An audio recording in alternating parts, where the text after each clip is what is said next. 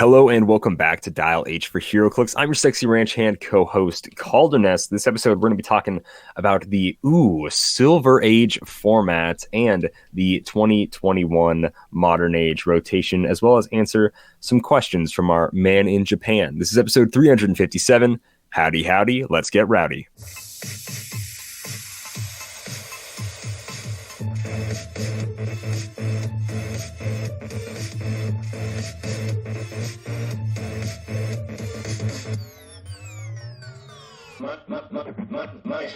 Dial H for Heroclix is brought to you by CoolStuffInc.com, where you can find cool stuff in stock every day, including all the latest Heroclix singles and sealed products. Make sure you check them out at CoolStuffInc.com. Joining me, like always, in the studio is your Dial H for Heroclix champion, the Billion Clix Bruce. What is going on, Simeon? Silver and gold, silver and gold. The only difference is how old. Silver is not that old.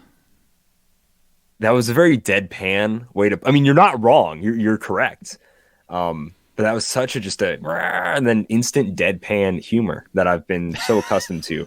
Humor is what several 2 years might call that. Several. Yes. Yeah. Upwards several of... people might think that is funny. Several. Yeah. Potentially. Under 10, but several. Yeah, I mean... Yeah. I'm going to say, like, at least, let's see, how would a new AG person... Over six people Zoomer think I am funny. Ooh. Over 6 people. And so you're like, okay, so it's 7. At least. It's clearly 7, because otherwise you would have said like 10 or, a higher number, but you cut it off weird, so it's clearly 7. And I just like, yes, 7 people. Yeah. But you really worded it to help yourself the most, given the benefit of the doubt. Well, maybe it's more, but it's probably 7. Yeah, it's probably 7. All right. We start the show with what made us happy this week. Simeon, go ahead and start. Do you have a good weekend? You have a good Easter, Simeon? Yeah, I actually didn't have too bad of a weekend. My Easter weekend, didn't go back home, but I did hang out with some friends. Just kind of chilled, ate some gross Easter candy.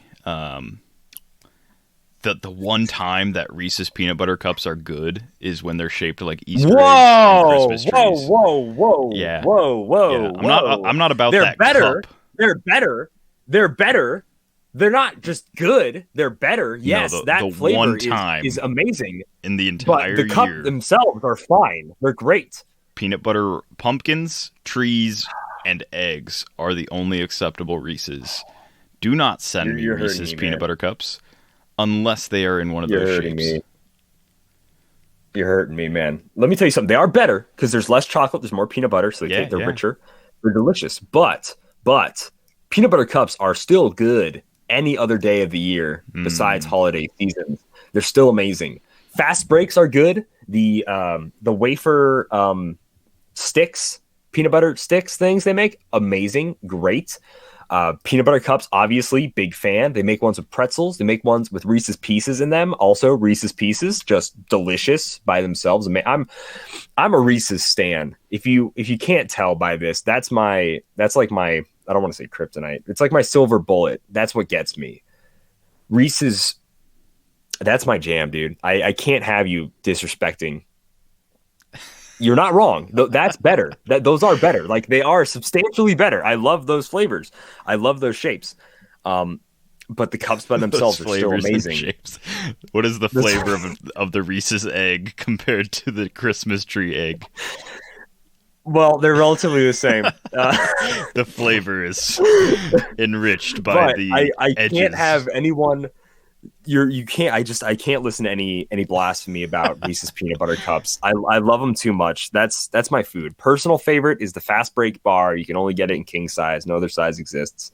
And then they have, I think, 3 different shakes at Steak and Shake. The normal shake, where it's both the peanut butter and the chocolate, obviously, is the best. Oh yeah, I will say any ice cream is enhanced by tiny peanut butter cups or Reese's Pieces or whatever. So yeah, I will. Or Oreo. I will allow that into my you're gonna allow that dietary constraints of holiday shaped candies. Dietary constraints. Well, you already had a pretty cold hot take there. For your thoughts on candy, I'll let you continue. Sorry for getting us on a 2-minute Reese's Cup tangent. But that's how much they mean to me. I once ate another quick side story.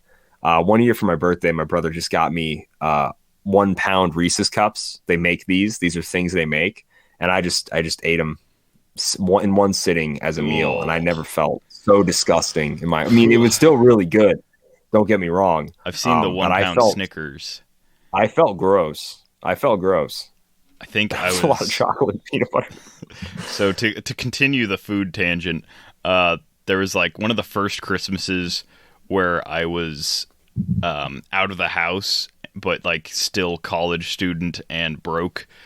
I came back for Christmas and I was like, oh, I should bring something.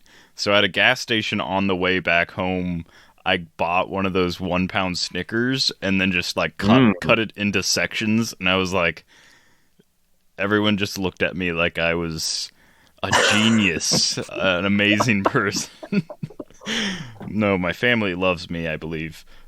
Wow, Simeon, those were so good. Where'd you get the recipe? And it's like, they'll never know. I just cut up a 1 pound Snickers. No, it was pretty obvious. The wrapper was still there. So Simeon. Yeah, it was definitely not no sneaky. Tact. But yes. What actually made me happy this week was I finally got all of my stuff in a group ready to go, and I painted my little character dude. I can't even think of the name. Yes, Manticore. I say the name like 20 times. But yes, the Manticore has finally been painted. And yeah, I had fun. I like painting stuff. I really do. I'm terrible at it, but I really like doing it. So that's all that matters. You definitely tell you were terrible at it. That wasn't lost on anybody. Most people do a single base coat. I kid mostly. But I like doing just like ridiculous colors. So I'm like, my base coat comes in 4 colors because I like want to suffer through this painting process. So what people normally do for a base coat, because Simi didn't really say, is they choose the main color, maybe 1 or 2, kind of depends. They choose like the main color of it, and they paint the whole thing. That normally I'll spray paint primer, and then do a base coat also as spray paint, just because I'm a savage. But Simeon, being more savage than I am, just sort of just went wild with it. It was great. It was funny. Yeah, the pre-primed WizKids stuff, I'm not going to say it holds. Oh, I guess those are pre-primed. I still think like the Rust-Oleum white and black is the best primers for, like, as far as spray primers go. I think those are really solid. I don't know. I haven't used it on one of the pre-primed ones yet, but in my experience, the Rust-Oleum primer like grabs paint way better. And I'm not saying that as like their pre-primed stuff doesn't grab paint well. I'm just saying like it seems easier to use like runnier paints on the pre-primed or on the Rust-Oleum primer than on like the pre-primed stuff. So I had like a few errors where I was like painting and paint would just like run together because the primer wasn't grabbing it. But that could just be the fact that I made it like way too runny too. Yeah. Because you're mixing it with water, because you kind of sort of have to with paints like that. So it's a little bit of a process. It's a little bit of a process, ladies and gentlemen. What made me happy this week was arguing about Reese's peanut butter cups. No, really, I don't know. There really wasn't a crazy amount of standouty stuff, but I will say being able to see Simeon's video, him finally upload a video himself without me to the YouTube channel. This is his second video. I'm very proud of him, like a proud father. Not that mine are any great quality or anything, but it's just I almost never, Simeon almost never adds stuff to the YouTube channel. I'm very happy. It's gonna mostly be his series. There are a few figures that I want to do, not so much painting, but that's kind of why I went with a generic sculpt swap, so me and him could both use it interchangeably. But it's going to be mostly Simeon finding dials for like D&D figures, which is really cool. And they're WizKids figures and whatever. I, on the other hand, I've already made a couple of custom figures, So I'll probably just be doing those. I won't do any good, like, bad ones. I made a lot of bad ones. Trust me, I've made a lot of bad ones. But I normally do try to find dials for figures like that. So I am just excited about this new series, and I really like it. I think it's cool. I hope it's got good viewership so far. Our channel isn't anything crazy. It's in the grand scheme of YouTube, it's like nothing. In the grand scheme of Heroclix YouTube, it's like halfway to something type of deal. But no one else is really doing this, mostly because it's not something you would normally do in the game. But I think with how much me and Simeon mostly just play home games, or our venues would just allow us to do it. Like, are we ever going to take Van Whedon to a WKO or Nationals? The answer, no. I mean, so if it's old Golden Age figures or stuff like that, you can pretty much get away with doing this at your local event, unless you have a terrible, awful judge who's a huge stickler for sculpts for whatever reason. Yeah, I would say it's. I would let it pass, even if my person at my venue said, "No, you can't play it." I'm like, I'm gonna play it anyways, but thank you. Yeah, like, even if they were like, "No, I don't want you playing that," I'm like, "Yeah, I don't care," because, like, dude, come on, who really cares that much? I know with the correct card and dial, all of the judges in my area would allow it, and the one reason I put the magnets on was mostly to show people, like, hey, if you were doing this, like, those are larger magnets, you can get smaller ones, but mostly to show people, like, hey, if you're doing this and you want to retain the original, like, WizKids sculpt, you can have them, like, interchangeable. I didn't do with that with the dragon because I have 3, so I don't need to. But right, yeah, you could always, if you do have, like, a stickler judge, you could just have, like, some sort of tack or magnets or whatever you want to do. Yeah. Then, but yeah, I'm glad we got to talk about that because it is a new show. It's called Sculpt Swap. We weren't super clear about it. It's on our YouTube channel. Mostly just going to be Simeon and I, mostly Simeon. He's going to be repainting D&D minis, putting them on sculpts, or putting them on dials, excuse me. So for all those D&D HeroClix fans, or just fans of, like, cool looking miniatures, that's awesome. For my sort of stuff, it's, like I said, random customs I make. It won't be D&D minis. Trust me, I'm not. Even though I had started a new D&D campaign recently, I'm just not that into it to do stuff like that. That's Simeon's thing. And I'm glad he enjoys it because it shows you, if you guys ever want to get into painting, how the paint and take stuff has, like, I didn't know it came with paints. I thought, like, Simeon was like, dude, are you using, like, acrylic paints or something? I'm like, no, it comes with paints. I was like, that's really cool. So yeah, check out Sculpt Swap. It's on our YouTube channel, guys. You should subscribe to our YouTube channel anyways, because it's awesome and it's good. We do team building videos. We do, Golden Age set fights every week in Thursday Throwdown. We do awesome unboxings. I'm trying to figure out how to do an unboxing of Wonder Woman, except I really like everything. I don't like everything in the set, but it's like, man, whatever I choose to destroy of it might have a generic. I'm thinking I'm going to do some kind of Russian roulette Wonder Woman unboxing where I burn one booster or just destroy one booster somehow, and then just open the rest of the brick.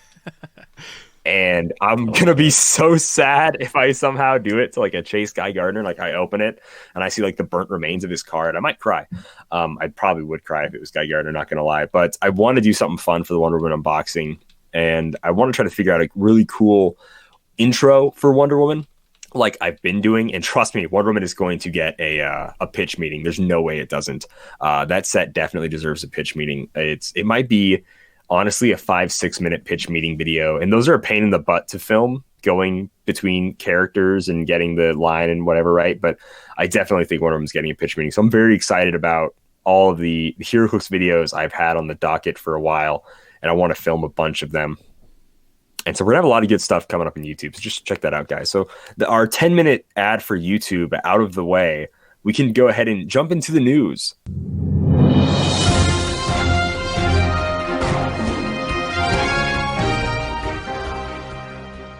The news this week, as well as last week, since nothing new happened, was the Silver Age and Modern Age rotation WizKids article they posted.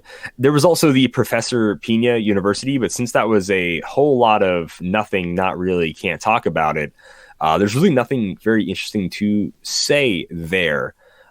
Besides the fact someone did comment that they should have let a HeroClix podcaster, and they name dropped us and several other people like Aries and PJ Bowen, even though Aries and Well, actually, PJ is fine, but Aries isn't, like great of a host. It's that I think that would have been better. I think using some Heroclix podcast or someone that understands it more rather than whoever this random WizKids employee was. Now she might be a game designer for all I know. She might work on WizKids or might. She does all. Is that who it was? Then she does all their No, she's not a game designer. Then miniature unboxing kind of stuff. Yeah, never mind. So she's she's a lady. That's for sure. Shows off their stuff. She wasn't great. She's good because she wasn't great. She has she's great at like reading through like the comments on both, because she's reading Facebook, YouTube, and Twitch comments all at the same time and picking out like questions. That must be so hard. Yeah. So wow. She's got the good setup for that. But yeah, I thought it was okay. Yeah, I suppose actually multiple monitors and stuff like that would be very helpful. Yeah, etc. etc. It was kind of, like Calder said at the top, it was kind of a nothing burger. Like there's a few questions that we actually wanted answered, like Pulse Wave, does one plus mean one or more, or like more than one? And they were like, well, yeah, it means one or more, because otherwise we would have said if it's only one, it does this. Right. So yeah. There's a few questions where we kind of already knew the answer, but we wanted clarification. That's fine. I hope they keep doing them. But yeah, like this one really didn't have a whole lot that interested me in it. Yeah, it is a bit of a bummer. But really quick, I don't want to talk about Silver Age. I want to talk about the Modern Age rotation, which is very simple, very, very simple. So I'm just going to go ahead and rattle off everything. And then Simeon, this isn't going to obviously rotate till July 1st, but we're going to go ahead and just mention some figures that we're going to miss. So all the 5-figure booster sets are going to be Batman, the Animated Series, Secret Wars, Battle World, and Earth X. Fast Forces is just going to be the Secret Wars, Battle World, Fast Forces. The starters, obviously, for the same sets, for the Batman Animated Series starter set and the Earth X starter set. And the micro sets, we're going to say goodbye to the Captain Marvel movie.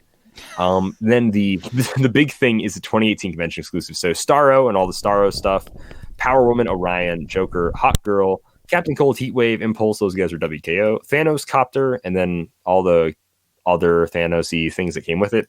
The first, Gwenpool, Lockjaw, Goodbye, Don't Miss You, Shadowcat, Daredevil, Bishop, Black King, Forge, those are all WKO stuff. Death's Head, Mandarin, War Machine, Captain Kirk and Uhura, and then Tri-Sentinel, Don't Miss You either. So monthly organized play stuff that's going is Booster Gold, Skeets, Robot Man, felt like Skeets was in here forever, Dazzler, Leela Cheney, Longshot, Black Cat, Speed Demon, Silvermane, Blue Beetle, The Wizard, and then the other Blue Beetle, Superman, Batman, and then Wonder Woman. So goodbye to all of that stuff. Not really going to miss it, to be honest with you. I guess to start off, animated series, it's really mostly just the Trouble Alerts, right, and Suited Henchmen and whatever. But there's nothing from this set I'm going to miss besides the Venom Pump. That's probably what I got the most play out of. Yeah, I'm going to miss Apache Chief objects because he's my man. But yeah, the objects are pretty big for me. That's really about it that hits me the hardest in Batman the Animated Series. What about you, Simeon? I really liked the both versions of Clayface in the set. But yeah, with JLU being very similar in both like what it had and like the style, really just the Trouble Alerts were all that I ended up using the most out of here. In casual play, I used Clayface the most. Hawkman and Hawkgirl, I guess, was a really solid piece. That 125 doesn't die the first time you KO it, can switch back and forth between the dials. That was a really solid piece that I'm going to kind of miss. Oh, sure. But yeah, there's not a lot from that set that I really reached for all the time. I will shout out one more thing really quickly. That's Maxi Zeus. Just because at Gen Con one year, I beat a Unimind team with that Maxi Zeus, Kite Man, and the controlled Batmobile and a Joker from that set. So that was just really fun that I was able, I just really enjoyed that Kite Man team, and then I guess Maxi Zeus was fun on it. And now that enhancement is changing, I will kind of miss Maxi Zeus a little bit. Those Harpies are pretty sweet. I'm definitely gonna and miss then the next maps. is Secret Wars Battle World. The maps from Batman animated. No, I I hated all those maps. Ivy's Greenhouse sucked. The Iceberg Lounge sucked. And what was the last one that I always got put on? It was like a warehouse. No, it wasn't a warehouse. Joker one, or no, Docks? Hacienda sucked. Yes, Docks is fine. No, it's a museum map that sucked. I hated all the maps. I didn't like any of them. They were good in their own way, but they weren't good, and I didn't like to play on them for me. So I hated them all. If I have to play against a freaking seal that steals my objects one more time, Peter's gonna be at my front door the next morning because I'm gonna beat up some seals, man. I hate it. I can't stand it. I'm not gonna miss any of those maps because I never played them and I didn't like them. So that's my opinion on it. So if you enjoyed those things, good for you. But I did not. I did not have fun with them at all. Battle World, Simeon, good memories, good times of Battle World. What are you missing from Battle World? I got what are you going to be sad that's going in Battle 2018 World? Worlds with Battle World sealed. They're team sealed, I guess. I'm gonna miss Weird World. That was like one of like the standout Battle World or Battle World Weird World was one of like the standout named keywords in that set. And man, they just like the Weird World theme teams packed so much punch because you couldn't increase your combat values against them when you're attacking or defending. So it was just really solid. I'm really gonna miss Witch Queen LeFay on like WWE teams or whatever with access to WWE powers. Yeah. But yeah, like that's the big one. And that includes like the man things and whatever. Maestro, I feel like I didn't play him enough, but he was super solid for the points. And we had like a super rare from the Mighty Thor that came out like right before that, and this one was just as good. So if you couldn't afford the super rare, the uncommon was really good. And then all of the gunslinger dudes, Red Wolf, Sheriff Steve was awesome because he had the Weird World kind of thing. The Valley, yeah, the Valley dudes, yeah.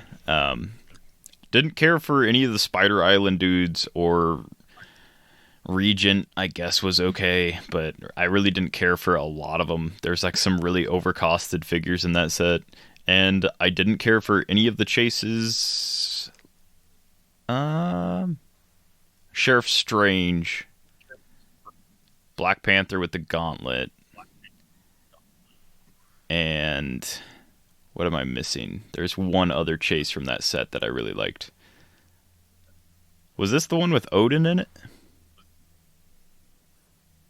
Or was this all the Venom ones?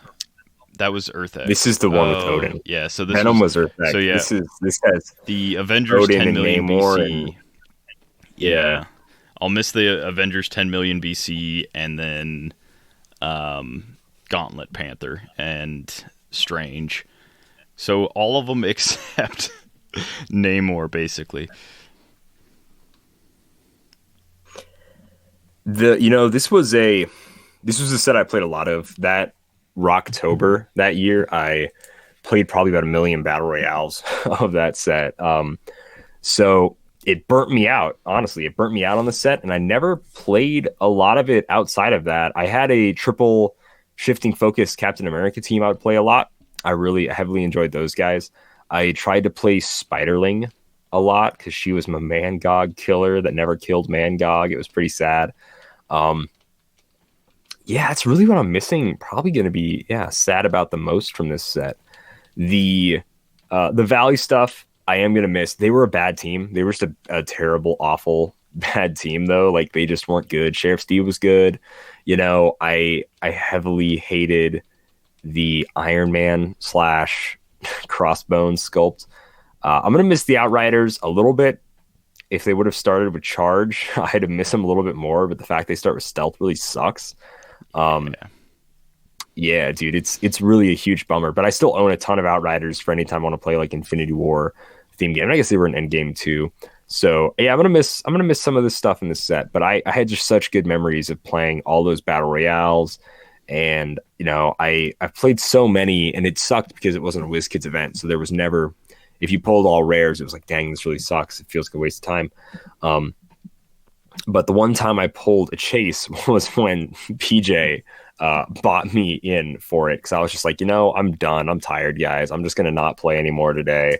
I'd wasted too much money on battle royales. I was not making any back. It's tough. And then, it's like, man, I'll pay in for you. And of course I pull Chase Black Panther and I just barely clutch it. He was on his last click against a, what's his face? Big dude, Regent, against a Regent. So that was crazy. Chase Black Panther versus Regent, like when Regent was on Precision Strike, I rolled a 6 on the senses. It felt great. So yeah, there's a lot of good memories in this set. I don't think I ever really made anything totally work well for me in the set. I always wanted to make Archon work. I never played Archon, actually. Outside of like one battle royale, I always think, I'm going to try to put Archon on a bunch of teams because he's not a bad figure. He's pretty solid for whatever, 65 points or something. Like, I really do like that Archon, but I honestly just never played him, which is really a shame. Same with but he was probably one of my Thor. favorite Weird World dudes. Yeah. Destroyer Thor, I always thought, like, I'll get a ton of mileage out of this guy. And then for some reason, I just never got around to actually putting him on a team.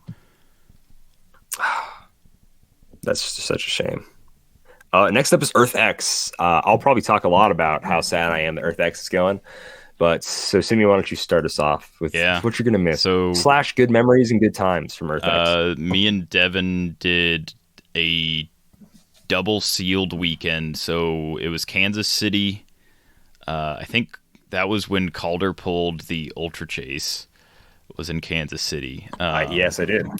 Devin pulled the Prime Vulture and ended up winning with like Prime Vulture and a Perplex and some other stuff.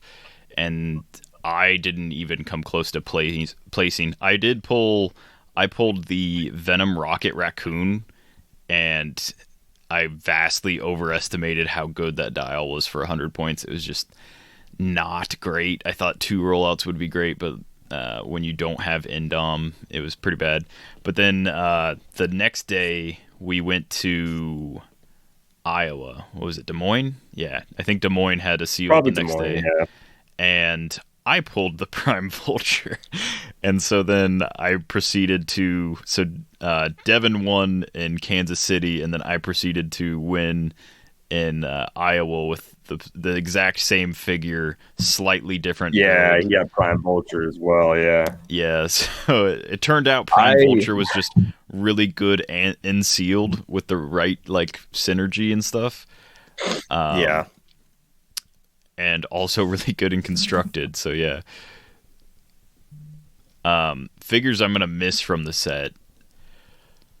We're missing, like, we're going to lose a lot of like solid Sinister Six. Not only did they have the Sinister Six United trait, which was like the +1 combat value, stealth, improved movement, which no longer matters. That kind of stuff was really solid.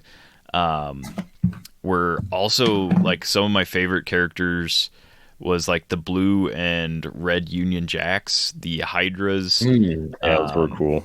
Stagron being able to make stuff. All of the what are they called? The good gosh, why can't I think of their names now? Just explain them to me, I can tell you. The Enforcers, all the new boss every week, and the hired flunky dudes. Those ones were all really good. And then Daredevil's really solid. I really like Daredevil.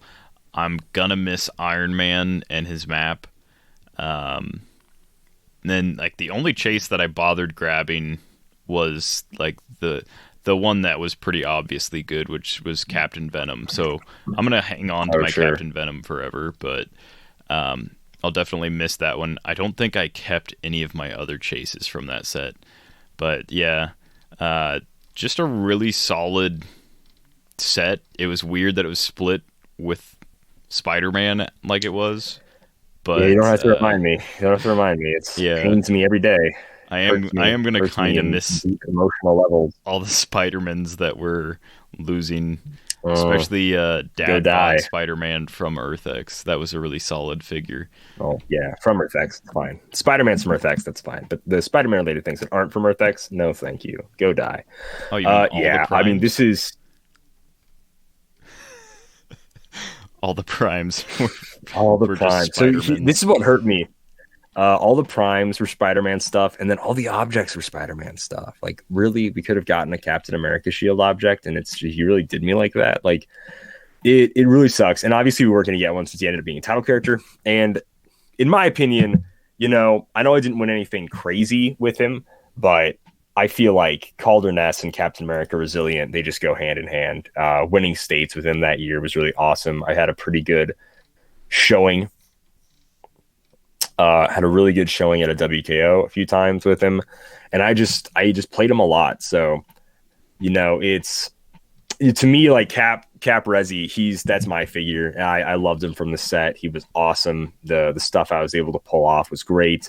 He's an awesome Alpha Strike piece. I've learned that dial like the back of my hand. It's awesome. I like it so much. That was really a piece WizKids made for me. It was awesome. I really can't express how much like. I mean, I know when this figure came out, I said this figure's probably going to be on every team I make for the next like 2 years until it rotates. That obviously didn't end up being true because you want to play all sorts of stuff, but he was on a lot of teams. I played him casually. I played him a lot competitively. I liked what I was able to do. I'll never miss, being able to just teleport across the map and punch somebody.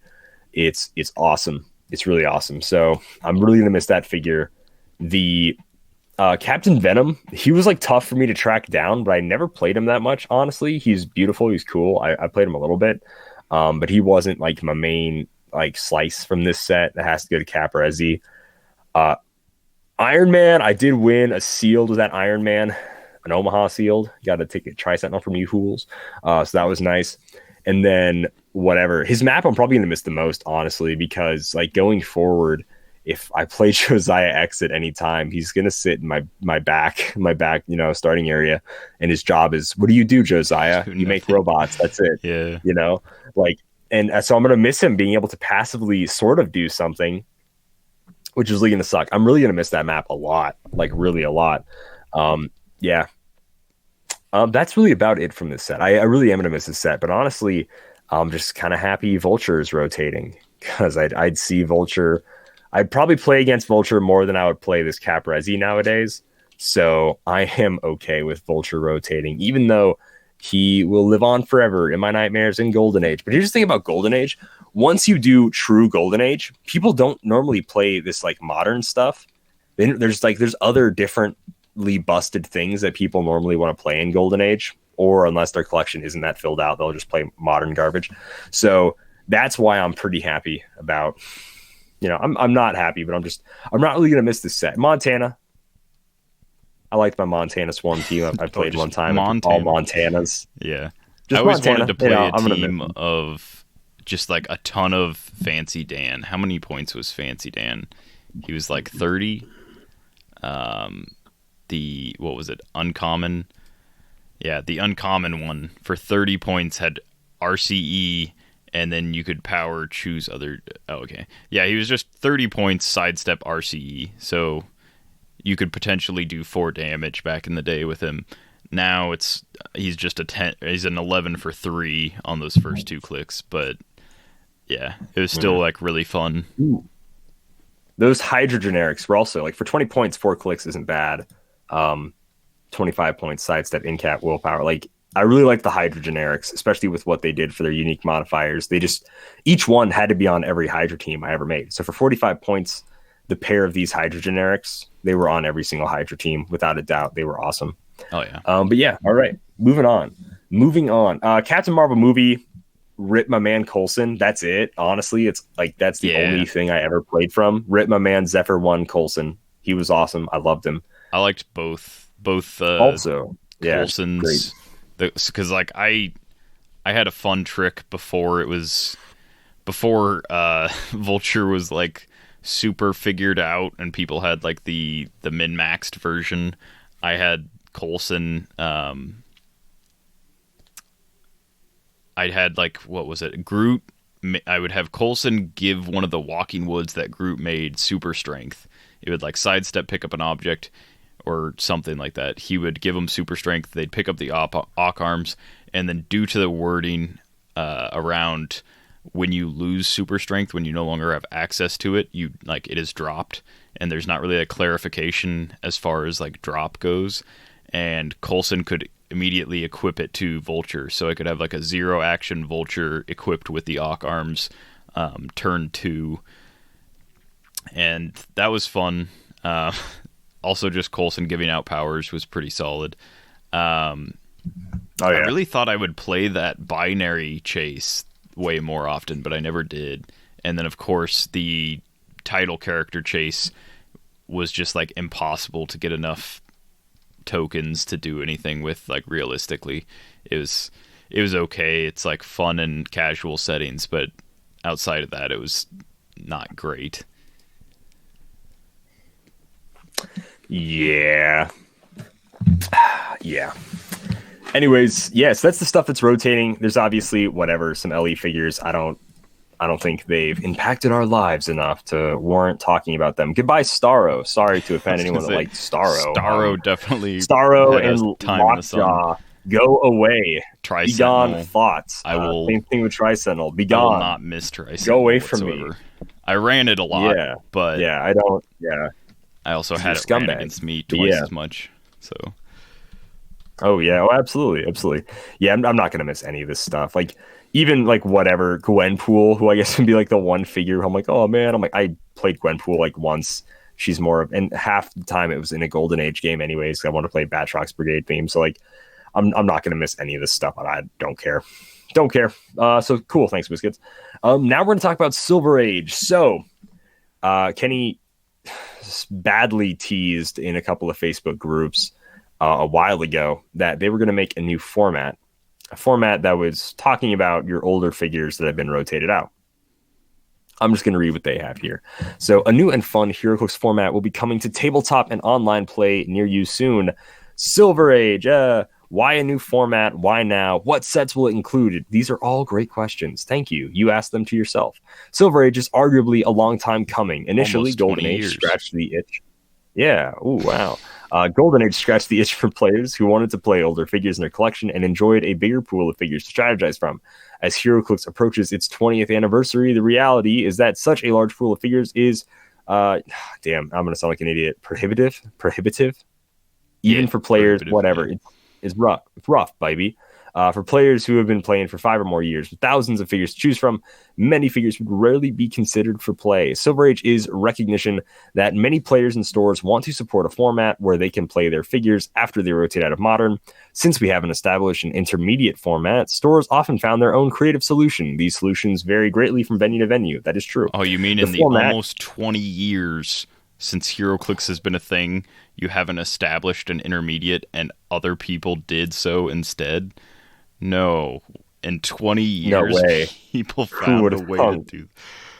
I'm sorry. I don't want to rag on them too hard because this is good news, but still. Yeah. It's just. Anyways, by defining Silver Age, we hope that it will be standardized and enjoyable format.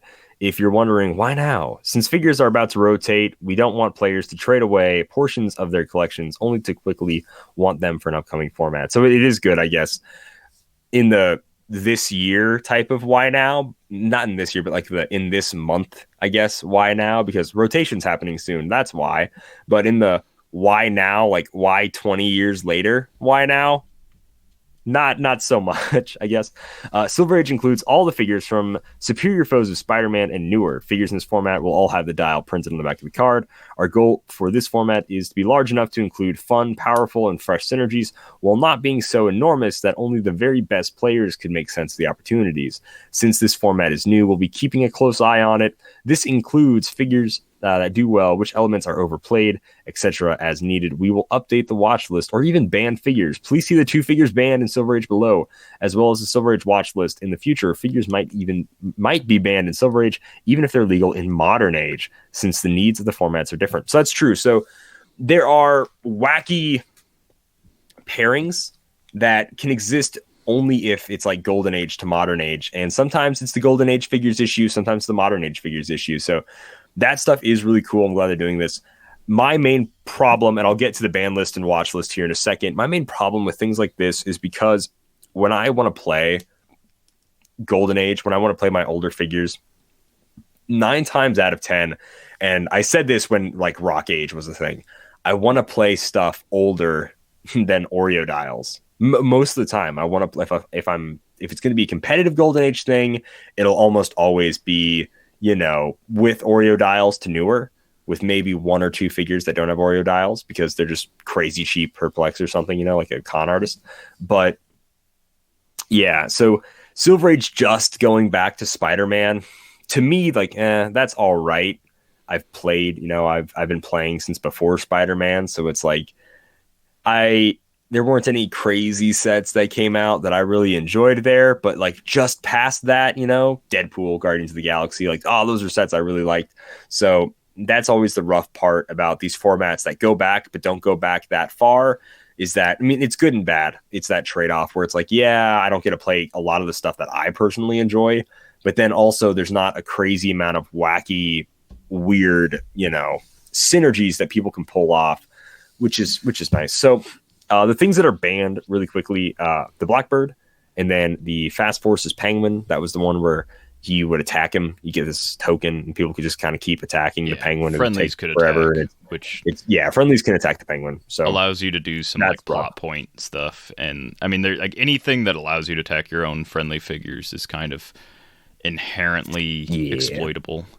But yeah, so still like sadly on that ban list, ID cards aren't banned, so I probably won't be playing a lot of Silver Age until ID cards are banned in it, to be honest with you. But the watch list is as follows: Jakeem Thunder, Mini Shredder, Goblin King, Unimind, Joker's Wild 060, the Joker, the Corrupt GCPD Cop, Secret Wars Battle World 061, Black Panther, Earth X Vulture, Earth X Daredevil, the Danger Room Magneto and Sabretooth and Mr. Sinister, House of X Moira X, Proteus Wendigo, Dark Phoenix, Giant Girl, Giganto Namor, Groot, the Fast Forces Giant Girl, Surtur, Carnage, Lockjaw, Tri-Sentinel, and then all ID cards.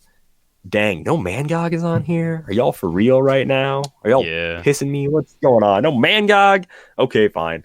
So basically a bunch of retail and a bunch of kind of wacky characters are on here.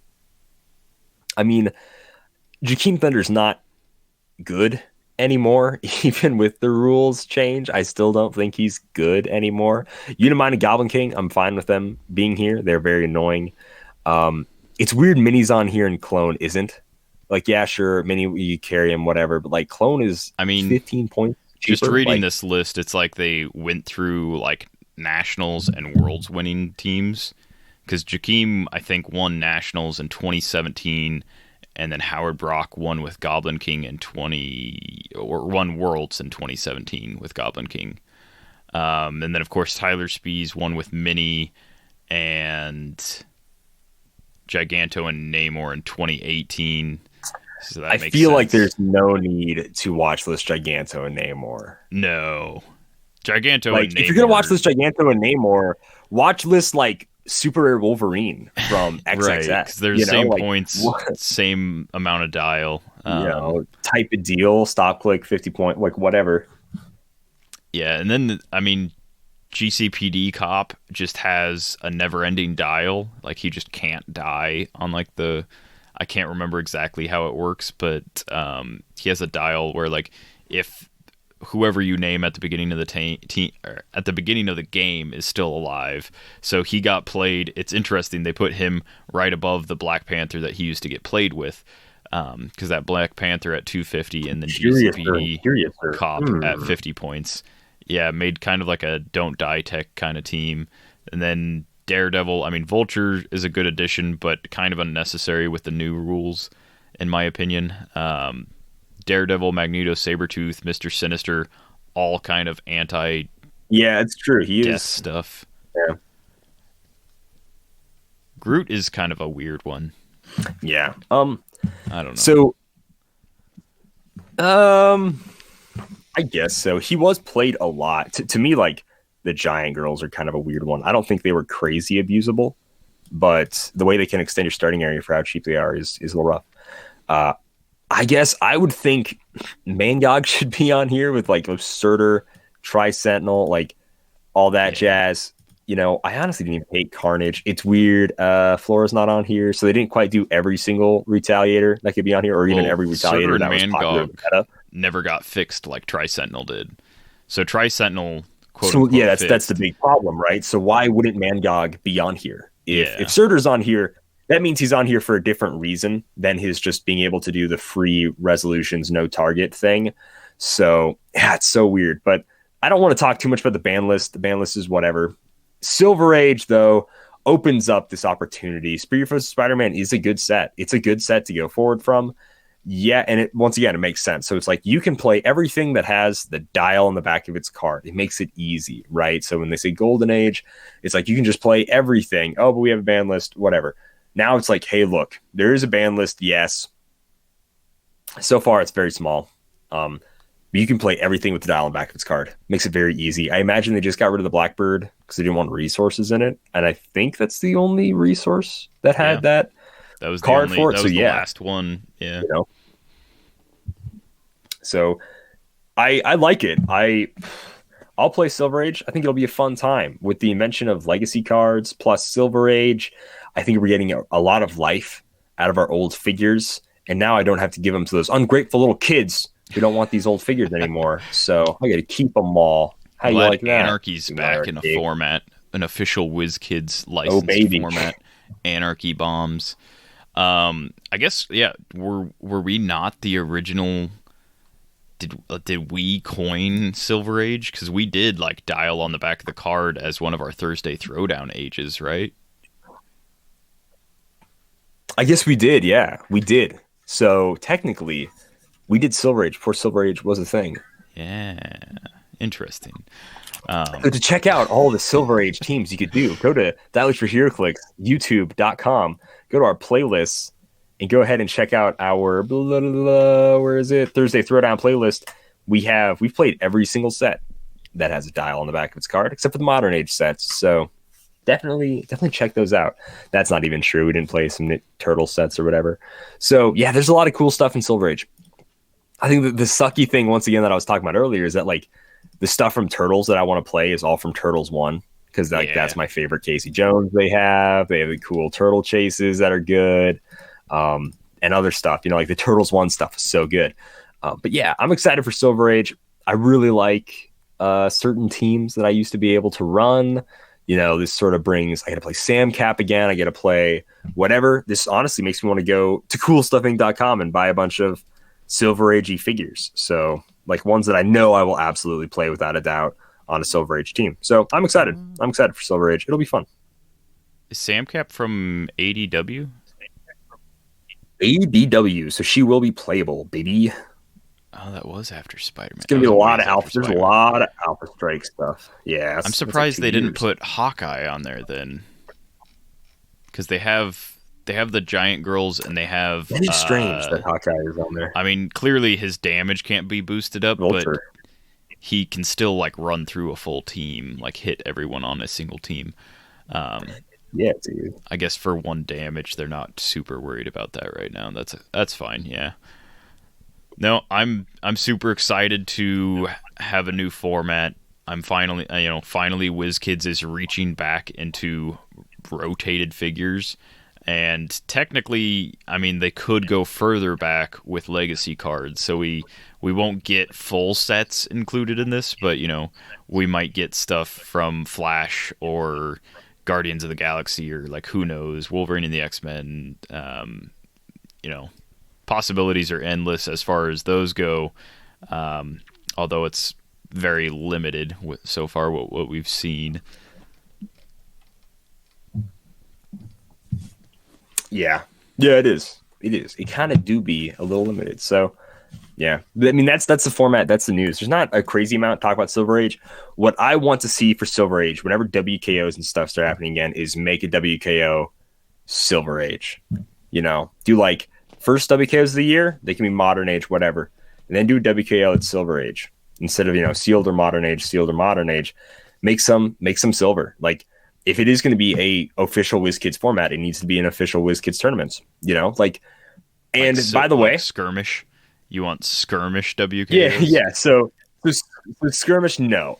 Skirmish sucked. WizKids, you guys dropped the ball. Skirmish was awful. But you got really good. You got a really good Golden Age style format with Silver Age. So I will actually say applaud WizKids. This one's a solid format. You've got good stuff on the watch list, good stuff on the ban list to start us off. Could have more. Things I'm salty about and don't like playing should be on there because I don't like them. But yeah, I'm excited to play it. Yeah, but it should be in WKOs. Like that's what I want. And give me what I want. No, I don't really care. But seriously, it really should be in WKOs. Like Skirmish was bad. You have to admit it had to be this weird, crappy rules and all this stuff. I hope you guys just let Skirmish die. Yeah. So, yeah. Yeah. And the good news for all casual players is you've already been playing a version of Silver Age for probably your entire Heroclix career. So this is like hardly a big change. It's, I've still been pulling from Superior Foes and Joker's Wild. Like anytime I make a team that is applicable, like really these didn't rotate. Like, figures that were bad then are still bad. I'm okay with that. Yeah. Like I can still play a Serpent Society theme team and they're all in one age without it being Golden Age. Awesome. Wow. That's like, but they all still suck. They're all garbage, terrible figures. Yeah. No. Yeah. Watch me lose. There will be some, I don't know. Joker's Wild, other than Anarchy, the only one I can think of is like Green Lantern, the Super Rare Green Lantern. But I'm sure, at least this brings like some of the JSA into a new format where they can all be played together. And then, of course, Spider-Man really opens up the door with all of the Spider-Verse and Venom-verse stuff and all of the keyword cheating with Spider-Man family. Absolutely. Oh, yeah. Yeah, bringing all that Spider-Man family into it. That is going to be cool. But all right, guys, that is our news for the week. Silver Age, the rotation. It was a pretty light news week, so pretty happy with that, which means we get to move into community. There are dozens of us. Dozens! Honestly, we should just get rid of the community tab because anytime we do community, it's just going to be Jedi Legend and Malcolm Rush from now on, and they already have their own things. Although I like that there's dozens of us, whatever. But like, we should honestly just nix it. Like, it doesn't need to exist except like now all we need is just a tab for like mailbag, and then it's like we no longer need a generic community tab because we're fine, we're good. But with that being said, let's get into a Malcolm Rush question block. That's in Japan. Japan? No. I can't go to Japan. And then he just played the music for that. You see what I mean? Like, it's a bit redundant. Just be like, here's community, here's Malcolm Rush, here's Jedi Light. Like, we have these bumpers. Back-to-back bumpers. It's the back-to-back bumpers. Yeah. Yeah. And Simeon likes making his bumpers, and I like listening, and I like approving them without hearing them, and then just listening to the show and then hearing them for the first time because it makes me laugh egregiously. It's hilarious. I love them. They're great. The bumpers are awesome. Anyways, Malcolm Rush, new questions. Been a couple of weeks since the new rules and powers and abilities came out. So yes, but actually no, because the new rules are not in effect yet. No one's, for the most part, nobody, quote unquote, is really playing with them because Wonder Woman is not yet. And the new rules take effect when Wonder Woman comes out. So yes, it has been a few weeks since we had the powers and abilities card. Have I read it all the way? Abso-freaking-lutely not. No, sir. No, ma'am. I absolutely haven't. Should I have? Because I'm in charge of reiterating information to other people, and people, for some reason, trust my opinion on things. Yeah, I probably should have read it. Anyways, Malcolm goes on to say, in the past, I had asked many podcasts to rank powers and abilities. I'm not going to ask you to re-rank them. Instead, let's just ask questions about the new powers and abilities. So what is your new top 5 powers and abilities since the rules changes, and why those powers and abilities? So, why don't we just go rattle off top 5? So why don't you go first? Your top 5 new powers and abilities. 2 of these are the same as they used to be, and I'm going to go with those first. The first 2 would be Mind Control and Blades. So with the new, harder, quote-unquote, not as easy to change damage. You can't perplex damage, and perplex is a very prevalent power. Blades is really cool. I've always liked Blades. I've always liked the Chance. And Mind Control, being able to stack with all the modifiers, like Ranged Combat Expert, all the penetrating damage it can stack with you mind control an opposing character that has pen psi, great. Now you do like penetrating damage from range if you make a range attack. That's all great. Also, they reworded it so it doesn't automatically end if you fail your breakaway, which is something I always thought would be good. So yeah, blades and mind control, top 2. Great size. Being able to roll a 3 through 6 and remove action tokens is just ridiculous. I imagine that they're going to change it because, man, like, that's just a super crazy power boost to that. And then to go along with that, the swim team ability, I don't think it's as crazy, but basically like WWE light / almost better, depending on the map. The dolphin symbol it's got a huge boost. So that's one of my new favorite abilities. And then range combat expert and close combat expert. The fact that I don't have to look for a character with like sidestep. I can use the character that has running shot, range combat expert. I can use the character with charge, close combat expert. I really like that I can actually finally use those now. And I like even more that I can mind control my opponent's piece that has that and get those +1s. Because mind control. Coming at you. It's the best power now. Ooh, baby. Those sweet, sweet +1s. Oh, yeah. So my top 5, not a lot of these are actually the changed ones. They're just kind of just whatever powers and abilities. So number 1, leadership. I don't see a universe where that's not my favorite power, honestly. Number 2, sidestep. Love me some sidestep. I don't see a universe where that's not my second favorite power.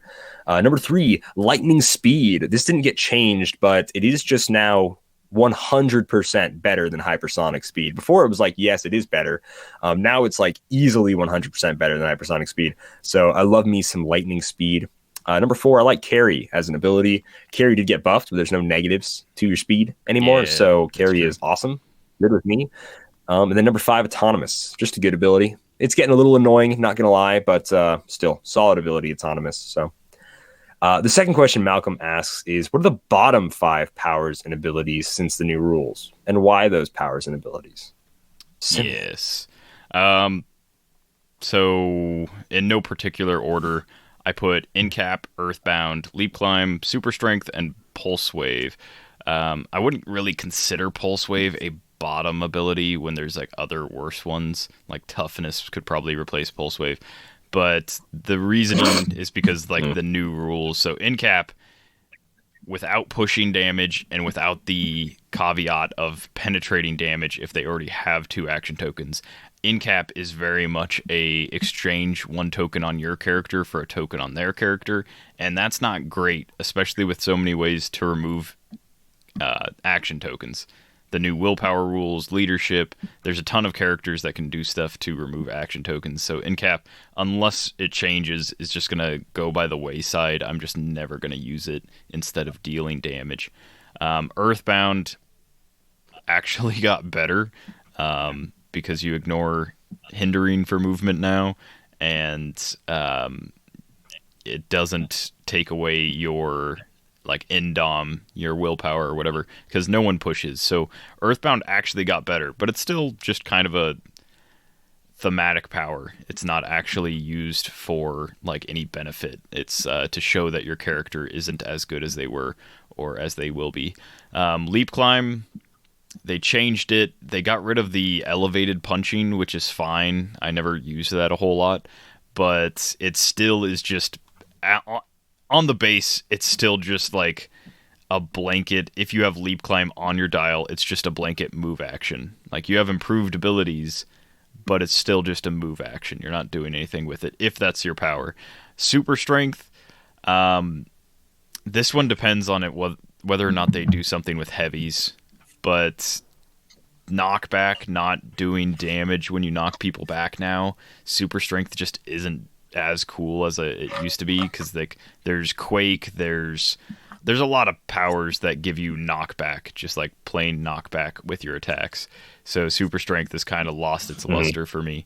And then Pulse Wave, since it's 1 or more targets take 1 damage or whatever, it doesn't matter like if you're single target pulse waving anymore. Probably not going to use it nearly as much unless I'm facing off against like a bunch of either like sidekicks that have a bunch of like rollouts, or just like, you know, some character, like if it's like a last ditch effort and it's all I've really got, then Pulse Wave will be a decent option. If I have no other attack power, I might just go for like the 3 damage, because 1 damage that ignores like toughness or shape change probably isn't as good as dealing like my printed damage. Yeah. My bottom 5, in a particular order from ones I hate the most to the least, is going to be Leap Climb. Once again, kind of same reason Simeon said, still a useless power, still sucks. Number 4, Earthbound.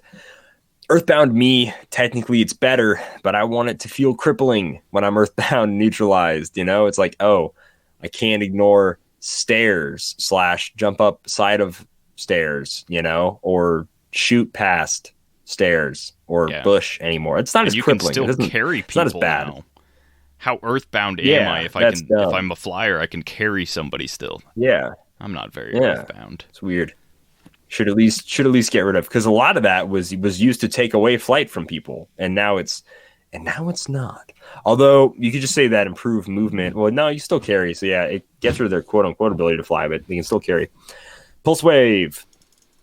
Personally, for the teams I enjoy running at this very instant, them not being able to single target pulse wave me is great, actually. So this works for me. In the grander scheme of things, however, it's rough. Hypersonic, and then our last one is Dolphin. Man, screw Dolphin. Screw anybody that thinks Dolphin is cool. Now, y'all are losers. Y'all are a bunch of kiddie pool swimming, floaty arm wearing, flippers in the beach looking fools. Oh, goodness, can't say that on the show. I'll have Simeon edit that out. Anyways, yeah. I hate Dolphin, dude. I don't care. You can rant my ear off about how you think Dolphin is good, and I know I might get a comment about it. It's not, bro. It's not. And you can think I'm wrong. You can be like, wow, Calder said Dolphin was bad, and I think it's good. And I think lots of other people who are better at the game than Calder think it's good. And you know what? Awesome. Big fan of that. I still think it sucks. And I could lose to Dolphin every single game over the next year, and I'll still think it sucks. So there's that. Number 3, which powers and abilities have the biggest bump with the new rules and why? Simeon, go for it, man. Well, I already listed a few of these, but Mind Control. Yeah, you did. Like I said, Mind Control really didn't get a huge boost, but it's all of the powers that are just like inherent abilities now. The penetrating damage from Exploit and Pensai, the RCE and Close Combat Expert. You know, like there's just so many powers that stack with Mind Control now that it's really starting to look like the pre-2017 Mind Control, which was a nightmare to like maneuver, because it was like, what can I do? What powers can I use? But like now it's actually like more straightforward, but does more of like what I used to like about it. So that's really cool. Outwit, it got a pretty big bump, being able to outwit stealth without having to see through hindering as long as you're adjacent.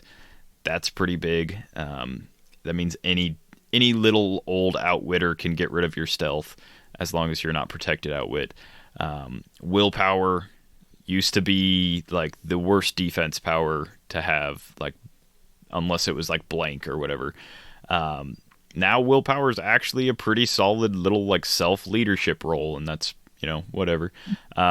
Ranged combat expert and close combat expert, I don't necessarily like the change, but the fact that it's a static modifier means it combos with a ton of other stuff, and that's fine. It makes it gooder, much gooder.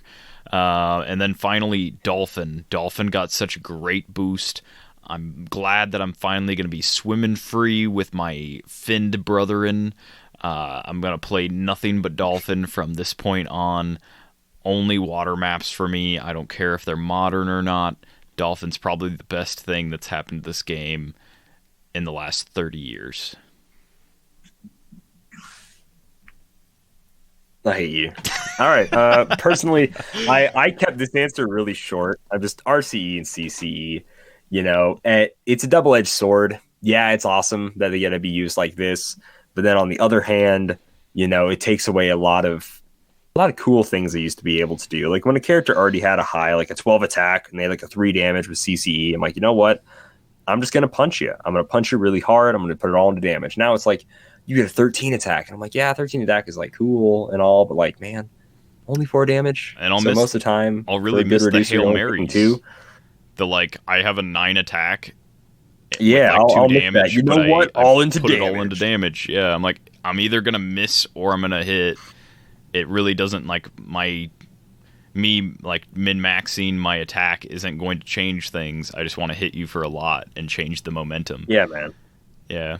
I'm either going to miss or I'm going to hit. So in my mind, it's a 50-50. Don't think about the math. That's shut how up, it shut works, up, nerd. yeah. Don't think about the math.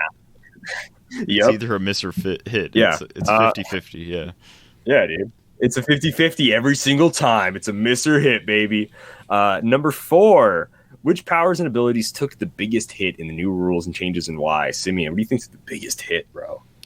The biggest hit? Bong. No, I'm just kidding. I'm going to say the biggest hit was probably Perplex. At least the way most people were using it on teams. It wasn't like all into damage because, of course, it was like capped at +3.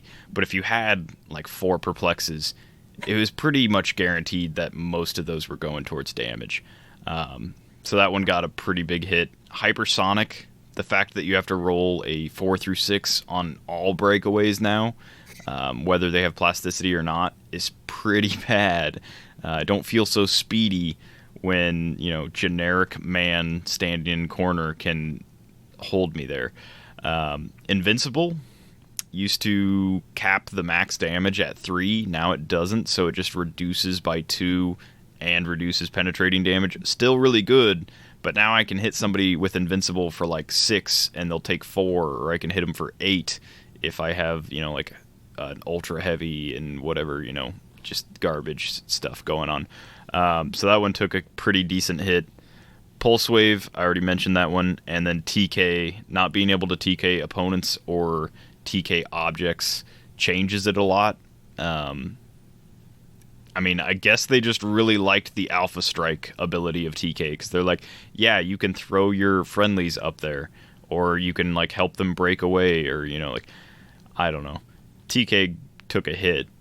I'm not gonna say I used to use it to throw objects a lot. I really didn't, but it was an option. Yeah.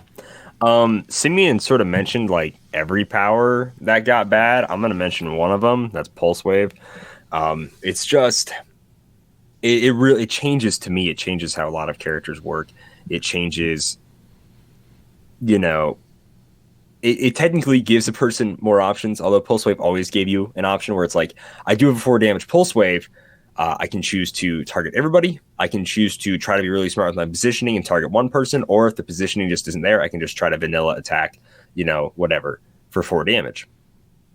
And now Pulse Wave gets rid of one of those options, and now it's like, look, you can target everybody, or you can vanilla attack, and that's it.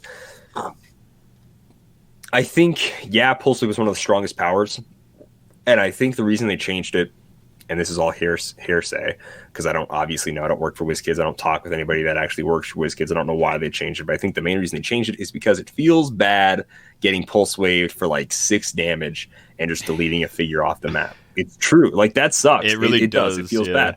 When you have look, you can Pulse Wave, but now you can just Pulse Wave everybody for 1. Yeah. And personally, for like the way Pulse Wave, that me and Pulse Wave's relationship has been in the last year, I prefer that. I prefer them just hitting me for 1 damage as opposed to just Pulse Waving, deleting one of my figures. So I'm okay with the change. I personally just think that's the power that got hit the hardest, and it affects the most characters. Although close second being Perplex. Any figure with double rollouts number 5 has gotten a little bit better because of that Pulse Wave change. Yeah. All right, number 5. Which powers and abilities that WizKids did not change, besides minor cleanup language, like how they add safeguard and whatever, that you wish WizKids did change or fix? And which would you want to change or fix in those powers and abilities? So, Simeon, why don't you start us off again, like always, baby? All right, so I just think reducers in general are kind of boring. There's like they are like repeatable kind of like sentences. So I wish they would have added some sort of flavor to toughness and vuln. Those are like the most vanilla of all the reducers, and willpower got like such a huge boost when it wasn't even good before. I feel like toughness could have had like some sort of additional thing, like, you know, like you're tough, like you reduce damage by 1, and I don't know, something else. And then invuln, you could have been like increase defense by 1 and also reduce damage by 2. Like, give people a reason to want that power, I guess, because otherwise it's like, oh, this character doesn't have invincible or impervious, then like I don't want that reducer, you know, whatever they have. Yeah. I just mentioned didn't technically really get changed from how it works, but Mastermind, I want it to work differently. I've mentioned how I think Mastermind should be able to take damage from other people, should be able to divide damage that it is dealt, etc., etc. I feel like Mastermind should really just have total damage control. It should be really cool. It should be an awesome power. But that would add a ton of language to it for me to want it to work the way it does and then do all these extra things. Personally, that's what I would want Mastermind to be, specifically for just powers that they didn't change, except for cleanup language. Leap Climb, yeah, there is a change, very minor change, but for the most part, it is just making it all, you know, that picture, that dude running, improved movement, and then colored circle, colored circle, colored circle, colored circle. And then obviously they took away the ability that was probably the most useful part, which was letting you be able to punch somebody on different elevations. So I don't, you know, Leap Climb, I think, has been the great bane and the great problem with WizKids. It's probably been the power that has given them, you know, people talk about it the most and say like how useless and bad it is. So why can't they just make it useful and good? I don't know. Yeah, it really blows my mind. There's some way to fix it, and it's not my job to tell you how to fix it, and I can't think of a good way to fix it. So traded or the people that are getting paid does not count. Man. Like, it's like, oh, well, it combos with charge. Like, well, that's great for charge, but if I have just Leap Climb on my dial, it's still just moving. So, yeah.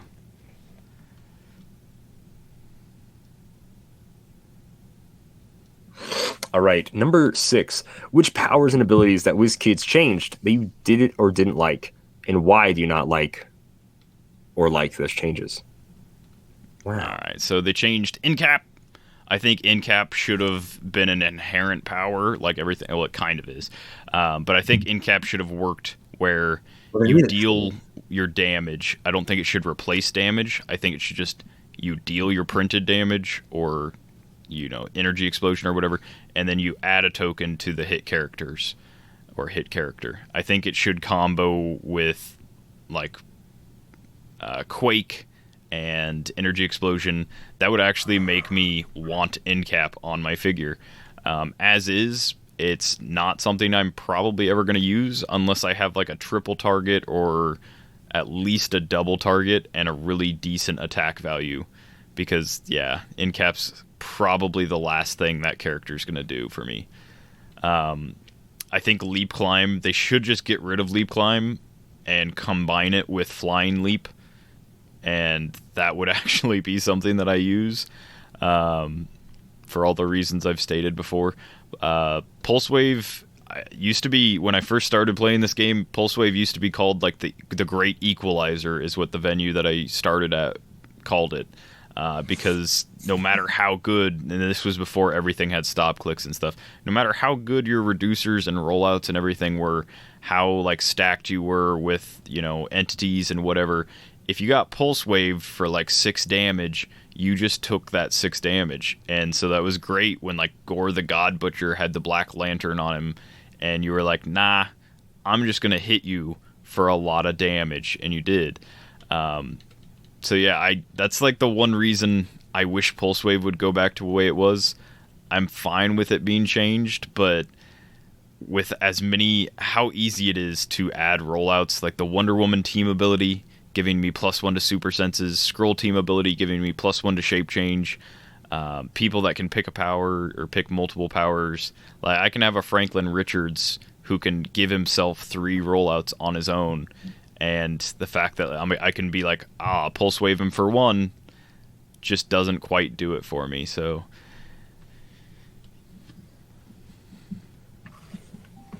it just doesn't quite do it for me anymore, babe. Anyways, yeah, I have the same thing written down. I personally like the change to pulse wave. That's, like I said prior, the teams I'm running, the teams I normally run, that is what hurts me the least. I've never really put a lot of pulse wave on my team, and honestly, when I would put pulse wave on the team, the main goal of the pulse wave was to hit a bunch of people with it too. So it's not really a power that I care, too much for the change, so I enjoy it. The willpower change, they had to do something with willpower. You introduced a lot of dice rolls now, but whatever, it is what it is. But I think that's probably about the best way for when we think of willpower in terms of what willpower means. I think that's fine. The stealth change, I also like. It was another small step for teaching new players to learn the game, where it's like, yes, even though you're next to him, technically you can't see him, but you can punch him. It was a whole thing, but yeah, it's like, yo, you're next to this guy. Y'all are both in the same bush. You can see each other. You can punch each other. It simplifies it. I don't like Leap Climb for reasons stated before, and I don't like TK. TK was muddy with how moving some things around worked, but at the end of the day, Magneto uses it to throw big old cars at people. He uses it to move people around. I don't know how many times he quote unquote TK'd Wolverine to get him out of there. You know what I mean? Like, and I know it's not technically telekinesis. I'm using obviously there's a different X character, Professor X, that uses TK in the exact same way to throw things at people to whatever. Like now it's just, you can move a friendly person. It's like, oh, I get that. A lot of the time people are like, hey, is it okay if I use my weird mind powers on you? But 9 times out of 10, they move stuff, like move objects around with their mind and other people around with their mind. They're not like Wolverine's like, yo, fling me into battle so I can jump at someone with my claw hands. No. So I don't care for the change. That's the whole fastball special. Fling me into battle so I can use my claw. The fastball special isn't TK though. The fastball special is big strong man throwing tiny Canadian boy. All right. I shouldn't call him boy. He's older than big strong man. But yeah, like the fastball special is a dude throwing another dude. That's it. Strong dude throwing like. And by the way, we don't have that power either. We don't have dude throwing dude power. We only have TK. Well, yeah, because it's one character in the comic, 2 characters in the comic that even sort of do this thing, and then on the off chance Wolverine does it with the Hulk. So like it doesn't happen a lot. I know we're hyper fixated on X-Men right now, and I can't believe I brought that up. It blows my mind. Anyways, number 7. Overall, thoughts about the changes that WizKids did this time around for just the powers and abilities and the rulebook. Thoughts? Oh, sorry. Or any suggestions or advice for WizKids next time they change or fix specifically the powers and abilities card in the rulebook. Ooh, ah. Yeah. So I'm going to say this super tentatively because I'm not 100%. Like, I'm okay with the new rules. I'm going to say that on the offset. But with that, WizKids, they actually seem to really know what they're doing. Like, if you read through the pack and stuff, they actually seem to know what they're doing. The articles made fun of them a lot. Didn't like how they were written. Thought they were kind of silly. But I think WizKids actually knows what they're doing with the pack. I think whoever did the changes, they actually play the game and they actually know what's going on, which is nice to see. But I think next time a more timely rollout and less time, leaving less time for speculation would be a really good benefit because, man, when the slow trickle of the rules articles and the slow hints and drops of information and stuff just caused so many people to panic about this. The benching of powers, I really don't think Wonder Woman's kind of bland. The set is kind of bland in the commons and uncommons because of the benched powers. But at the same time, they found really unique ways around hypersonic by giving people double charge and stuff like that. So it didn't end up being the worst thing in the world. But yeah, they left way too much time open for people to speculate about, the the ceiling falling on them, and all that stuff. Yeah, man. I once again, I pretty much agree with you. I do think that the rules they changed weren't ones I would have changed personally. Or the powers that I would have honestly changed either. But that's because I'm not paid to do so, and they didn't put a gun to my head and say, you got to change this for Wonder Woman. Do it for Diana. And I'm like, okay. So I don't know. I like you said, the articles were a little rough to read. I don't like reading articles. No offense to people that have blogs, but it is 2021. I'm not going to read your blog. You could be my best friend in the world. You could be my wife. You could be my family member. I'm not going to read your blog. No offense. Once again, no offense. I know there are several Heroclix players that write blogs. I'll name them right now. Emily Michelle, wonderful lady. I'm not going to read your blog. Chris Cottrell, cool dude. Not going to read your blog. There's a few other people, but it's like, you know what? I'm not going to read your blog, man. So I don't like reading these blog posts either. I'm never been a blog person. I never got it. If you want to write in diary or a journal, go for it. I don't like blogs, man. I don't care for them. So I didn't care for these articles. They were muddied. They were weird. They didn't bullet point them well enough. But as for the actual changes themselves, here's what I suggest. Next time you want to rework changes, don't rework the powers and abilities. I think they're pretty much fine right now. Yeah, we have issues with them, and there are a few that I would personally change back to normal or better. Mastermind, please make it better. Please, I'm begging you. But fix your garbage loopholes first. Fix your dumb after resolutions. Like, that bothers me more than anything. And you admitted to me through these rules articles and then through the changes to Iceman and Tri-Sentinel that you never are planning on fixing after resolutions. It's a fundamentally broken, stupid game mechanic that you guys have, and it bothers me to high heaven. I hate it. I hate the way after resolutions works and how I can just retaliate without whatever. I can do the after resolutions garbage, and then same thing with other stuff. And I know we can't technically TK objects anymore, but once again, that's just a bad workaround because you don't know how to fix the real problem. And I hate that. I hate that about you. You're a toxic personality, WizKids, and that's why I'm leaving you now.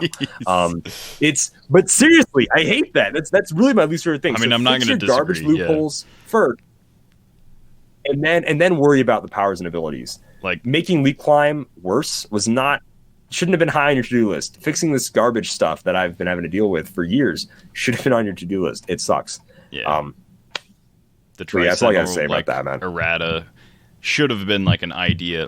I mean, we haven't gotten the comprehensive rules, so maybe there is some sort of like fizzle effect kind of thing that'll check for a previously stated qualifier or something like that in the comprehensive rules. Who knows? Yeah. But yeah, it just comes down to they try to simplify the wording on the cards, and it says like, do this, afterwards do this, and it's like, well, clearly the intent seems to be that if you manage to do the first part, you could do the second part. But the way that the game works is if you activate the ability to do the first part, can't do the first part, then you just move on to the second part. And that seems real bad. Like, maybe you have like a qualifier that actually forces them to do the first part. If they can't, then they don't get to do the second part. And I don't know how they would have fixed that, but I mean, I'm not the game company. I'm just the player. And commentator. Hello. That's right. Hello. We are commentators. And like someone said on Twitter earlier today, okay, I'll get to that later, except I'll forget. Haha. But I want to finish Malcolm's questions here. Last question. Do you think it will be easier to teach new players with these changes? Pretty cut and dry question. Simeon? Yeah. I'm just going to, for better or worse, I think the game's a lot more streamlined now. I always qualify for better or worse because I don't necessarily think it's going to be amazing for older players. I think there's a lot to be desired, but it's definitely streamlined, and you can tell that the people that are making the changes actually know and play the game. I don't know if it was like Kenny or Scott or who was designing the new pack, but clearly they've taught players before, and they've had these questions before, and they've had it on their mind, like, how could we fix this? And they went about it, and they actually did it. So kudos there. There's still a few holes left to be filled, and hopefully the comprehensive rules clarifies like all of those. But yeah, I'm gonna say WizKids did a good job with this, and that's as someone that's still not 100% on board with the new rules. I think they did a good job making it easier to teach a new player. I'm going to slightly disagree with Simeon. I think they made it easier for a new player to teach themselves. I think they made it harder for us to teach new players, mostly because it's hard to unlearn stuff. So for the way Malcolm has it worded, do you think it's going to be easier to teach new players? No, I think it's honestly going to be difficult for me to teach new players, but that's me. Well, that is me not being able to fully comprehend. That's going to be in like 2 years when you're used to these rules. I think in 2 years when it's normal, yes, absolutely. Although I do think in the Wonder Woman book, the rule book looks very nice. However, it's not small and compact like the old rule book, and I would prefer that, honestly. Yeah, sure, it was great. It was boring. It looked like a prison handbook, whatever. So when I would learn the game, when I was learning the game, when my family would go on road trips, I would just take the pack and the rule book and a couple of character cards that I had, and I would read it. I would read it 2 or 3 times over the course of the road trip, and then I would read whatever, a book or a comic book or something else I had, because I was younger and I didn't care that much until we learned how to play Heroclix. But now I'm thinking, if I had to carry around this big, like, square rectangle magazine thing as opposed to a much smaller, easier thing to carry around, it would just be hard. Like, that's me personally, and it's also like when it's that big and floppy, if you're trying to sit down and read it, it's also gonna be a little hard to read as well. So I think the size was a bad idea for how big they made the rule book. Besides that, meh. Everything else is fine. But for right now, I think it's going to be harder for me to teach people. In a year, absolutely, I think they have streamlined the game a lot. So, Malcolm, thank you. Thank you for your questions, and thank you for letting us have the opportunity to answer them. And guess what? We didn't miss your questions this week, so it's pretty cool. Anyways, to cap the show, we're going to go ahead and jump into a Jedi Legend Heroclix Tip of the Week. You don't want to sell me death sticks. I don't want to sell you death sticks. You want to go home and rethink your life. I want to go home and rethink my life. So he says, it used to be pretty classic to bump, attack, or damage, but don't underestimate bumping your range or movement. That one square could really be enough to knock your opponent off. Likely we'll see this under the new rules. So basically, I'm Monkey. Sorry, that was too easy to say because he had monkeys in his little gif. No, I would say most times movement for charge, yes. Movement for running shot, no. It should always be range for running shot, then movement for charge. But being able to keep out of your opponent's range is huge. And then because your perplex isn't going to be going into damage anymore, just period, fact of life, I think we'll probably see more people being perplexed up, whatever, speed on a charged piece or a hypersonic piece or range on a running shot piece. So yeah, just something to keep in mind, guys. And then really honestly, when you do have perplex, think about what would happen if I perplex my range instead? Look at those people only have sidestep or charge. They themselves don't have range, or they have a short range. I have a longer range. If I just increase my range by 1, this becomes I don't even have to perplex up my defense. I don't have to worry about them maybe hitting me. I can perplex up my range, and then I know they can't hit me. Yeah, which is also huge. Sadly, so just something to think about. Perplex that range.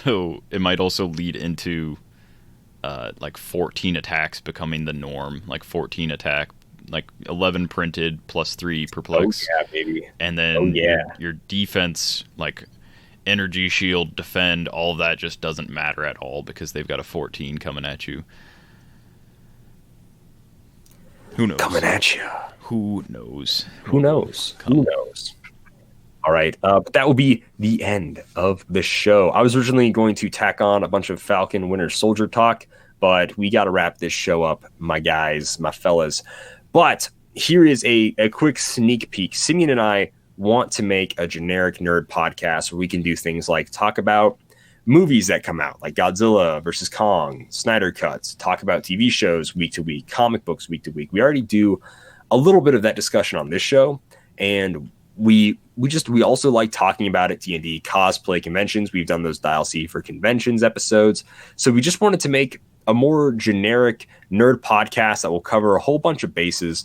So just kind of be on the lookout for that, guys. We'll share it all over the place. It'll be on a separate iTunes hobby. See, and that's probably the worst part, is that Simeon may be able to talk about The Witcher do a full more. 10-part series on the intricacies of Gwent. And you can do that on your own time when I'm not on the show. But yeah, guys, that's something to just sort of keep in mind. However, me and Simeon have not thought of a name yet. So if you have a name for our generic nerd geek podcast, and keep in mind, you can't just be like Dial C for charisma, or like roll for charisma, or like cosplay conventions and whatever. Like, you know, try to make it generic, but not too generic. And then it obviously can't be like specifically like to Marvel, to DC, to whatever, right? So yeah, just sort of keep that in mind. So if you guys have any ideas for a name for this generic nerd podcast Simeon and I want to do, feel free to message the page. You can message the page with questions like Malcolm, or with a name for this podcast that we want to start, by going to our Facebook. So facebook.com/dialh for Heroclix. Our Twitter is at dialh4. That's the number 4 Heroclix. And then you can also write us an email at gmail.com. We did get some emails from, I forget his name, but he sent us a few emails. But they're, because I got so lazy, they're kind of old now. I think it was like, what were our thoughts about Wonder Woman? Halfway through, Wonder Woman was getting spoiled. But anyways, send us an email. It's at, sorry, there's no @ sign yet. It's dialh, all spelled out, at gmail.com. So if you want to write in with a name for our new podcast, or just some questions like what Malcolm had, feel free to do so at those places. If you are interested in Sculpt Swap and all that stuff, I'll put it in the description below to a link to our YouTube channel. Our Patreon hit $101 this month, which is another huge thing, because now Simeon and I are contractually obligated to do a live in-person, maybe challenge game every single month. So I like the world we built with Extreme Rules. I like the Rowdy Ranch Hand and the Billy and Clix Brews. Well, not really the Billy and Clix Brews. I have a personal vendetta against that one. I want my belt back so bad. Anyways, but since we hit over $100 on Patreon, we are going to be able to start doing live in-person videos with crazy rules. That can be our hot ones, where we have hot wings every single round, and then play Heroclix, which is a painful way to play Heroclix. Or once again, Extreme Rules, where we have either physical challenges, or we just hurt each other as the game goes on, which is just really fun. So let us know what kind of crazy challenge games you want us to play. And I already have a few lined up. Simeon and I, if we can make it work, are going to film a live video this weekend. But if you support us on Patreon, you'll be able to see, going forward, you'll be able to see all these games a week before they are officially released on YouTube. So like when Extreme Rules 2 finally comes out, and we're going to have other wrestling videos in between, like Extreme Rules 2, the release of WWE Wave 2, and then. But when like big stuff like that comes out, if you support us at any level on Patreon, you'll be able to see those a week early before it is. So it's pretty awesome. So the promos are going to sound weird, and we're going to say July 27th, I'm going to beat your butt. But then you guys get to see it July 20th. Which is pretty cool. So support us on Patreon. We're also giving away a bunch of stuff. That would be last month, but this month we're probably going to give away Wonder Woman stuff, since that's the set that's coming out. So that is all my plugs. Thank you guys so much for listening to the show. And that's all I got to say about that. Yeah. So if you want to pick up some Wonder Womans, or, you know, you can still pre-order WWE Wave 2. It'll get here eventually. I promise you that. Actually, I don't, because you can hold me to it, and I can't actually say that. So if you want to pre-order any of that, you can do so at coolstuffinc.com, where you can find cool stuff in stock every day. You can even get those D&D figures that we're doing the sculpt swap with, even though you've only seen one at this point. I have multiples. You'll see what the next one is next episode. But yeah, you can get all of that at coolstuffinc.com, where you can find cool stuff in stock every day, including the stuff that I just said. So check them out at coolstuffinc.com. Happy trails.